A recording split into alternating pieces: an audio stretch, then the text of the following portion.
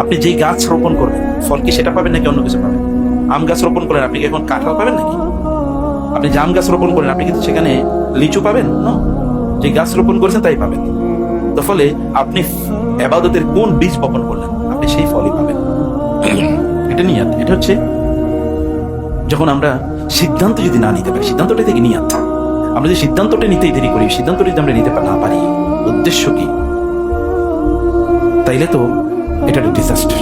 সে কারণে আমরা প্রথমেই যে কথা বলতে চাই আপনাদেরকে, যে প্রিয় ভাইরা, এটাকে আল্লাহর অধিকার হিসেবে আমাদেরকে দেখতে হবে।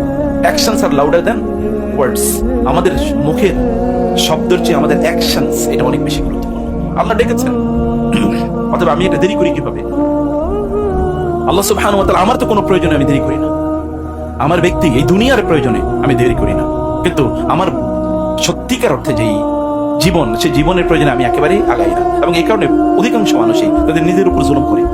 সে অন্যের উপকার করতে গিয়ে তার নিজের উপর জুলুম করে। যেমন আমরা আমাদের পরিবারের উপকার করতে যাই না, আমি যদি হজে যাই তাহলে টাকা খরচ হবে, বাচ্চাদেরকে একটা বাড়ি করে দিই না, এখনো ওই প্রজেক্টটা কমপ্লিট হয় না, এখনো ওই ব্যবসাটা দাঁড়া হয় নাই, এখনো ছেলেদের বিয়ে হয় নাই, এখনো মেয়েদের বিয়ে হয় নাই, এখনো আমার প্রমোশন হয় নাই, এখনো আমি এই করি নাই সেই করি নাই। তো ফলে অন্যদের প্রতি অনুগ্রহ করতে গিয়ে নিজের উপর জুলুম করছি।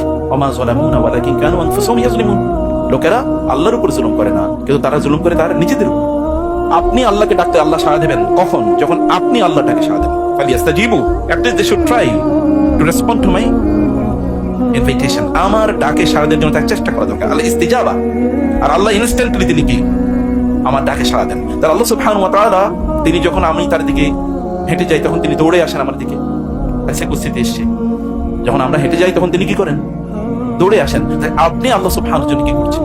আল্লাহ ফরজ করে দিয়ে তারপর আপনি বলেন না পরে না পরে না পরে। আত-তাসউইস, এটা আত-তাসউইফ সাউফা, এটা মিনাশ শাইতান।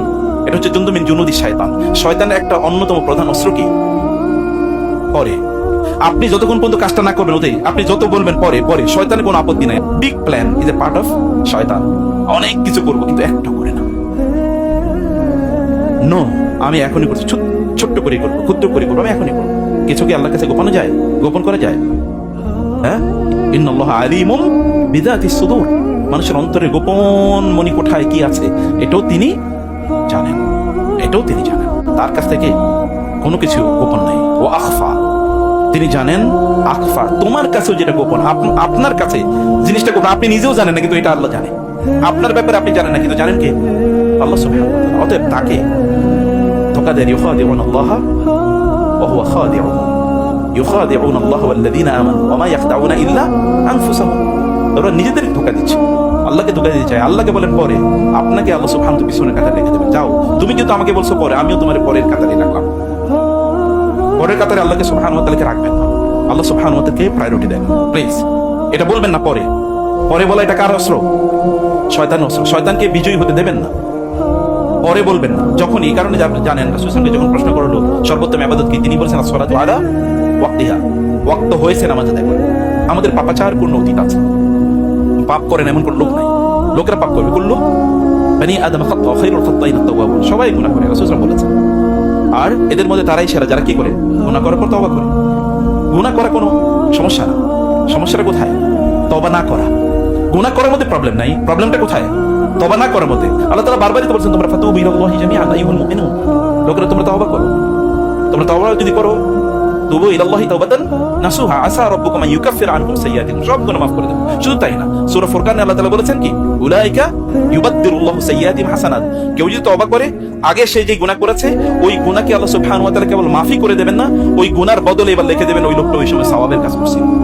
যেটা করছে গুনাহ, এটা এখন সওয়াব হয়ে যাবে। ইউবাদদিলুল্লাহু সাইয়্যাতিহিম হাসানাত। Allah will change their bad deeds into good deeds, as if আপনি ভালো কাজ করছেন। করছে হয়তো খারাপ কাজ, কিন্তু আল্লাহ লিখবেন কি, এই ফেরেশতা বলো এটা ভালো কাজ হিসেবে লিখে দাও। যে তওবা করে, তওবা তো এরকম বিষয়। তওবা মানুষকে পরিশুদ্ধ করে, তাকে পবিত্র করে, তাকে জেনুইন তার অরিজিনাল স্টেটাস, তার ফ্যাক্টরি সেটিং এ তাকে নিয়ে আসে যখন একটা লোক তওবা করে। অতএব আমাদের জীবন এটা নতুন করে শুরু করা, একটা শুদ্ধ জীবন এর প্রতি আমাদেরকে নিয়ে আসে। কারণ আপনারা জানেন রাসূলুল্লাহ সাল্লাল্লাহু আলাইহি ওয়াসাল্লাম কি বলেছেন, কেউ যদি হজ করে এবং সে কি রাফাস না করে। রাফাস মানে হচ্ছে অশ্লীলতা। এখন আমরা যে যুগে বসবাস করি, আপনি অশ্লীলতা থেকে দূরে থাকতে পারবেন। বিশেষ করে যারা সোশ্যাল মিডিয়া ব্যবহার করে, তারা তো অশ্লীল কাজ করেই। তারা, আপনি তখন কি করছেন, মানে মোবাইলে হয়তো ফেসবুকে গেছেন, এর মধ্যে একটা হারাম জিনিস দেখে ফেলছেন, যে না কেউ করে না কিন্তু জেনা দেখে, আছে কিনা? নিশ্চিত আপনি এরকম দৃশ্য দেখবেনই, কিছু না কিছু চলে আসছে, জেনার দৃশ্য চলে আসছে, এটা আপনি দেখছেন। তাহলে এগুলো থেকে বাঁচার উপায় নাই। বাঁচতে হলে আপনাকে অনেক কনসাস এবং প্রিকশন আপনাকে গ্রহণ করতে হবে। তার মধ্যে এটা হলো একটা, রাসূল সাল্লাল্লাহু আলাইহি ওয়াসাল্লাম বলেছেন কেউ এটা করে তাহলে সেই ফিরে আসে কায়াউমি ওয়ালাদাতহু উম্মুহু, তার মা যেন তাকে মাত্র কি করলো, জন্ম দিল, ভূমিষ্ঠ করলো। একবার চিন্তা করা যায় গোটা জীবন জুড়ে কি করেছি, গুনাহ করেছি, এক ঝটকায় আল্লাহ সুবহানাহু ওয়া তাআলা সব গুনাহ মাফ করে দিয়েছে। একেবারে আমলনামা কি ফাঁকা, কেবল সওয়াবগুলো আছে, গুনাহ একটাও নেই। আমর ইবনে আস রাদিয়াল্লাহু তাআলা ইসলাম গ্রহণ করার পর তিনি রাসূলের কাছে এসে তিনি ইসলাম গ্রহণ করলেন। রাসূল বললেন, ইয়া রাসূলুল্লাহ, আপনার হাত বাড়িয়ে দিন, আমি বায়াত করব। রাসূল সাল্লাল্লাহু আলাইহি ওয়াসাল্লাম হাত বাড়িয়ে দিলে আমর ইবনে আস কি করলেন, তার হাত বাড়িয়ে না দিয়ে ওই হাতের এরকম টেনে নিয়ে গেলেন। তো রাসূল সাল্লাল্লাহু আলাইহি ওয়াসাল্লাম বললেন, তুমি না আমারে বললা তুমি হাত ইয়ে করবা, তাই বায়াত করবে, তো তুমি হাত টেনে নিলে কেন? তিনি বলেন, ইন্নী উরিদু আন আশতারিকা, আমি শর্ত দিতে চাই, ইসলাম গ্রহণ করবো বটে, বায়াত করবো, কিন্তু শর্ত আছে। বলে কি শর্ত দিতে চাও? বলে আমার অতীতের সব গুনাহ মাফ হয়ে যাবে। তাদের চিন্তা কি, আমি হলো আমার একটা চাকরি লাগবে নাকি, এটা ব্যবসাটা একটু ফু দিয়ে দেন আপনি, বরকত যেন হয়। তাদের চিন্তার বাইরে আমাদের চিন্তা এবং তাদের চিন্তার পার্থক্য এই জায়গায়। ইবাদত একই, কিন্তু দেখছেন ইবাদতের মর্যাদা কোথায়? তার চিন্তার কারণে তার ইবাদতের মর্যাদা বেড়ে গেছে। বলে আমি শর্ত দিচ্ছি কি, বলে আমার অতীতের সব গুনাহ মাফ হয়ে যাবে। রাসূল সাল্লাল্লাহু আলাইহি ওয়াসাল্লাম বলেন, আমা আলিমতা ইয়া আমর, তুমি জানো না আন্নাল ইসলাম ইয়াহদিমু মা কানা ক্বাবলা ওয়া আন্নাত তাওবাতা ওয়া আন্নাল হিজরাতা তাহদিমু মা ক্বাবলা ওয়া আন্নাল হাজ্জা ইয়াহদিমু মা ক্বাবলা। তুমি কি জানো না কেউ যদি হজ করে তার অতীতের সব গুনাহ মাফ হয়ে যায়, ইসলাম গ্রহণ করলে অতীতের সব গুনাহ মাফ হয়ে যায়, হিজরত করলে অতীতের সব গুনাহ মাফ হয়ে যায়। তুমি কি এটা জানো না? অতএব এটা তো অতীতের সবগুলো গুনাহ মাফ হয়ে যাওয়ার একটা বিশাল বড় প্রকল্প। এই প্রকল্পকে ছোট করে দেখার কোনো সুযোগ একেবারেই নেই। আমাদের যে প্রকৃত পরিচয় কি, হুয়া সাম্মাকুমুল মুসলিমিন, প্রকৃত পরিচয় হচ্ছে আল্লাহর কাছে আত্মসমর্পণ, উদখুলু ফিস সিলমি কাফা, পরিপূর্ণভাবে তোমরা আত্মসমর্পণ। আমাদের পরিচয় আমরা আল্লাহর বান্দা, এবং আমি আপনাদেরকে অনুরোধ করব এই পরিচয়টা হারিয়ে ফেলাই আমরা, প্লিজ। এই পরিচয় যদি হারিয়ে ফেলি আমরা, তাহলে মরুভূমিতে একজন মরুচারী যদি তার কম্পাস হারিয়ে ফেলে, তার দিক ডাইরেকশন হারিয়ে ফেলে, তাহলে কি হয় বলেন তো? আপনি বুঝতে পারছেন? মরুভূমিতে, বিশাল মরুভূমি, তার কোনো গন্তব্য, কারণ এখানে তো কোনো মাইলস্টোন নাই, কোনো সিগন্যাল লাইট নাই, অথবা এখানে ওইরকম কোনো ইন্ডিকেটর কোন দিকে কি, এগুলো কোনো কিছুই নাই। যদি if you lose your way then you will be lost forever, আর জায়গা মতো আসতে পারবেন না। তো অথবা যদি মহাসমুদ্রে কেউ একজন হারিয়ে যায়, তারপরে কই যাবে? যেদিকে তাকায় ওইদিকেই তো সমুদ্র, সে তো কিছুই জানে না। যদি তার কম্পাস যদি হারিয়ে যায় তাহলে তো শেষ। ঠিক কোন একজন ব্যক্তি তিনি যদি আল্লাহর বান্দা এটা যদি হারিয়ে ফেলে, তাহলে কি হতে পারে দেখেন? তখন সে গাঁজা খাবে, মদ খাবে, জুয়া খেলবে, জানা ব্যভিচারে লিপ্ত হবে, সারা রাত জুড়ে হই হুল্লোড় করবে খেলা দেখে, এবং এটাই তার আইডেন্টিটি, আমি ওই দলের সাপোর্টার। কারণ সে তো ভুলে গেছে সে কে। সে এর মধ্যে যখন সে আল্লাহকে ভুলে যায়, তখন সে শয়তানের দাস হয়ে যায়। তখন আল্লাহকে যদি আপনি ভুলে যান, আপনার পরিচয় যদি আপনি ভুলে যান, তখন আপনি বুঝবেন না যে আপনার কাজ, তখন সব এলোমেলো হয়ে যাবে। Everything will be topsy-turvy, upside down. পরিচয় ভুলে যাবে না। আমরা কি বলেন তো, আমরা বুঝেননি কথা, আমরা কি আল্লাহর বান্দা। আমি কিন্তু কোনো ফ্যাশনের বান্দা না, নাকি? কারণ যদি আমি অ্যাপলের জিনিস ব্যবহার না করি, তাহলে আমি কি মানুষ হইলাম? আত্মহত্যা করাই আমার জন্য। আছে কিনা এরকম? জানেন না আপনারা? মানে অ্যাপলের লেটেস্ট ফোন কি আসছে, এটা যদি সে না কিনতে পারে, তাহলে তো তার জীবনটাই বৃথা। আমি আরো বিষয় একবার দেখছিলাম যে বউরে কেন আইফোন লেটেস্টটা কিনে দিল না, এই কারণে বউ গিয়ে কোর্টে স্বামীকে তালাক দিয়ে দিচ্ছে। এই লোকের আমার দরকারই নেই, আমার সে আইফোন কিনে দিতে পারলো না। যৌতুক কিন্তু দেয়া হয় এটা, কারণ এটা তার স্ট্যাটাস। সবচেয়ে ভালো গাড়ি, সবচেয়ে ভালো ব্র্যান্ডের জিনিস পড়বে, দেখবে, দেখাবে, এটা এক ধরনের ফ্যাশন। আমরা ওদের দাস হয়ে গেছি। কেউ যদি আল্লাহর দাস না হয় তাহলে কি হবে? কারণ হাদিসে এসে তাইসা আব্দুদ দিনার, তাইসা আব্দুদ দিরহাম। কিছু লোক তারা কিসের? ডলারের দাস, টাকার দাস। You can purchase them any time. আপনি তাকে কিনতে পারবেন, আছে না? বুঝেন নাই? মানুষকে টাকা দিয়ে কেনা যায় কিনা? যায় তো। আপনি কিনতে পারবেন না। 1000 লোকের যদি আপনি বলেন যে আমি টাকা দিয়ে কিনতে চাই, তাহলে এখানে রাস্তায় দাঁড়াইলেই হবে। আপনার পক্ষে এসে এরা মিছিল করবে, মিটিং করবে, কোনো সমস্যা নেই। সো নিজকে এরকম কম মূল্যে বিক্রি করে দিয়ে আমাদের যে পরিচয়, এটা একটা আভিজাত্যের পরিচয়। আমরা কার বান্দা বলেন তো? তিনি কে? আল্লাহ কে? বিন্দু থেকে শুরু করে সিন্ধু পর্যন্ত সবকিছুর মালিক কে? আল্লাহ সুবহানাহু ওয়া তাআলা। আমরা তার বান্দা। পরিচয়টা কি? আমি প্রাইম মিনিস্টারের লোক, এটা বললেই তো কি রাস্তায় পুলিশরা, ট্রাফিক পুলিশরা কাঁপাকাঁপি শুরু করে। যদি এটা হয় যে আমি প্রাইম মিনিস্টারের লোক, তাহলে আমি আল্লাহর লোক। এই আইডেন্টিটি একজন ব্যক্তির জন্য আর কি লাগে? সুবহানাল্লাযী আসরা বিআবদিহি ওয়া ইন কুনতুম ফি রাইবিন মিম্মা নাযালনা আলা আবদিনা। আল্লাহ তার রাসূলকে বলেছেন আমার বান্দা। এটা কত ইবাদুর রহমান, ইয়া ইবাদিয়াল্লাযীনা আসরাফু। এটা কিন্তু সাধারণ ইস্যু না। আল্লাহর বান্দা হতে পারা, এই আইডেন্টিটিটাকে শক্তিশালী করা, this is life time mission. এটা সারা জীবনের মিশন। এই মিশনটা যখন আমরা হজে যাই তখন এটা আমরা টের পাই, এবং আপনার টের পাবেন। ফলে আপনি দ্য ফরগটেন আইডেন্টিটি, যেটা ভুলে গেছি এমন পরিচয়, এটা আমরা আবার রিটেইন করতে পারি। এটা একটা বড় উপকার। তখন আমরাও যে কিসের বান্দা, কিসের গোলাম, কিসের দাস, এই জটিলতা আর তখন আমাদের কাছে থাকে না। ধৈর্য কি জানেন? ধৈর্য কি জানেন?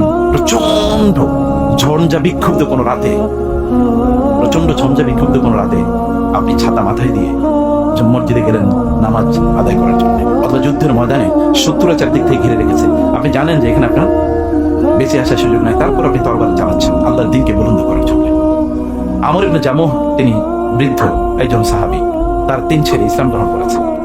ছেলেরা বাবা বললেন যে আমি বদরের যুদ্ধে যেতে চাই, উহুদের যুদ্ধে যেতে চাই। ছেলেরা বললেন যে না, আপনি যেতে পারবেন, আমরাই যাচ্ছি।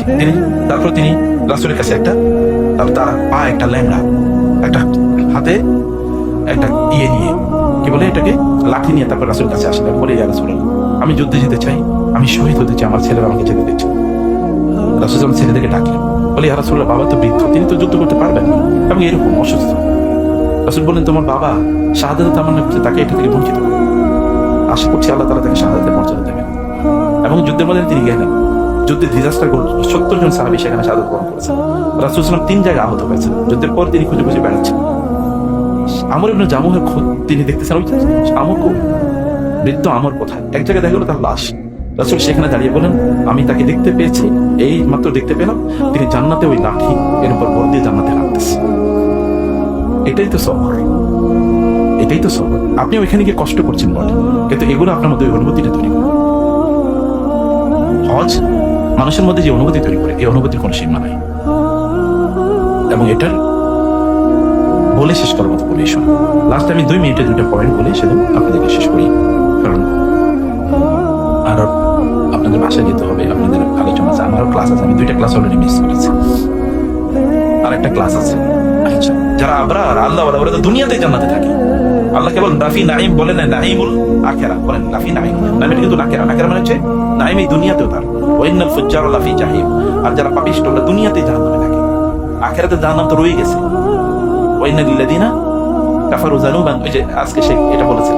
এবং এটা অন্য জায়গায় ওয়ালা নুযীকান্নাহুম মিনাল আযাবিল আদনা দুনাল আযাবিল আকবারি লাআল্লাহুম ইয়ারজিউন। এই দুনিয়াতে ওদের জন্য শাস্তি আছে।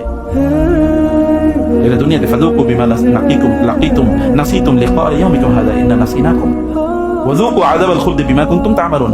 আযাবাল খুলদ জাহান্নামে, দুনিয়াতে তার শাস্তি আছে না? আচ্ছা, দেখেন পাপিষ্ট পাপাচারী যেগুলো, ওগুলো দেশে পালাইতে হয়, দেশে থাকতে পারে, অথবা কারাগারে তার জীবন যায়, অথবা আরেকজনের গুলিতে মরে, অথবা সে কি ধুকে ধুকে মারা যায়। কিন্তু দিনদার আল্লাহ তারা দুনিয়াতে জান্নাতে থাকে। ইবনে তাইমিয়া রাহিমাহুল্লাহ কেন বলেছেন যে দুনিয়াতে জান্নাতের মজা পায় না, ও আখিরাতে গিয়ে জান্নাতে যাবে কিভাবে? আর দুনিয়া জান্নাত কি? আল্লাহর সাথে নির্জনে সময় কাটানো, আল খালওয়া মা আল্লাহ, আল্লাহর সাথে নির্জনে সময় কাটানো। এটা হজেই কেবল পাওয়া যায়, অন্য জায়গায় পাবেন না। এটা মিনা মুজদালিফা, আরাফা, বাইতুল্লাহ, রাতের অন্ধকারে তাহাজ্জুদে নামাজ আদায় করা, অথবা একা যাওয়া, এর মধ্যে কেবল এগুলো আছে। হজ এই অনুভূতিগুলো মানুষকে প্রদান করে। আরো অসংখ্য ইস্যু আছে ইনশাআল্লাহ। when we will get enough time then we will discuss all of these issues ইনশাআল্লাহ। আল্লাহ সুবহানাহু ওয়া তাআলা আমাদের সবাইকে হজে যাওয়ার মতো সিদ্ধান্ত গ্রহণের তৌফিক দান করুন। মূল সমস্যা কোথায়? সিদ্ধান্ত। মূল সমস্যা কোথায়? সিদ্ধান্ত। ঈমানদাররা সিদ্ধান্ত নিতে পারে, অন্যরা সিদ্ধান্ত নিতে পারে। ঈমানদাররা সিদ্ধান্তে খুবই অটল। ফাইজা আযামতা ফাতাওয়াক্কাল আলাল্লাহ। সিদ্ধান্ত না আমি হজে যাব, আল্লাহকে বলেন, তিনি সবকিছুর মালিক না? কি বলেন, আপনাদের সন্দেহ আছে নাকি? আল্লাহ যদি আপনাকে নিতে চান তাহলে কেউ বাধা দিয়ে রাখতে পারবে? আর আল্লাহ যদি আপনাকে নিতে না চান তাহলে আপনার টাকা পয়সা দিয়ে করবেন কি? তাহলে আল্লাহকে বলুন যে আল্লাহ তুমি আমার সামর্থ্য তৈরি করে দাও। এখন প্রশ্ন হলো সামর্থ্য কি? ইস্তেতাআত মানে কি? সামর্থ্যটা কি? সামর্থ্য হলো আপনার বেসিক নিড ফুলফিল করার পর যদি আপনার কাছে টাকা হজে যাওয়ার মতো থাকে তাহলে হজ করবেন। বুঝতে পেরেছেন বেসিক নিড কি? বেসিক নিড এখন আমাদের, আপনার 10টা ফ্ল্যাট আছে কিন্তু ক্যাশ টাকা নেই, তো আপনার 10টা ফ্ল্যাটে থাকবেন নাকি? আছে কিনা এরকম? অনেকেই জমিন রেখে দিয়েছে কিনে, ইনভেস্টমেন্ট, এটা তো দাম বাড়ে না, যে দামে কিনছি, কারণ শেয়ার মার্কেটে টাকা আছে ভাই, যে দামে কিনছিলাম তার চেয়ে এখন কম পয়সা, এখন কি হজ আমার উপর ফরজ? আমাদেরকে অনেকে প্রশ্ন করে, আমি তো রিটায়ারমেন্টে গিয়েছি, এখন আমার 60 লাখ টাকা আছে ব্যাংকে রাখছি, ওইখান থেকে প্রতি মাসে আমাকে 50,000 টাকা দিয়ে, এটা দিয়ে আমি চলি, আমি গরিব মানুষ, আমাকে হজে যাওয়া ফরজ। তো এই যে 60 লাখ টাকা উনি কার জন্য রাখছেন? আমি বলছি আপনি যে আগামী 10 বছর বাইরে দেখবেন এরকম কোনো সার্টিফিকেট আসছে নাকি, জিবির সে বলছে আপনার কাছে? বলে এটা আবার কেমন কথা? আপনি যে টাকাটা রাখলেন যে আপনি ভবিষ্যতে পয়সা থাকবেন, এই কয়টা টাকাই আছে, গরিব মানুষ আপনি, তো এই টাকা করবেন কি? আপনি কালকে মারা গেলে এই টাকার মালিক কে? কে মানে এই ব্যক্তি? তার মালিক আরেকজনের বানিয়ে দিয়ে এরপরে এই লোক ফকির আকারে আল্লাহর সামনে যাচ্ছে, অপরাধী আকারে আল্লাহর কাছে যাচ্ছে।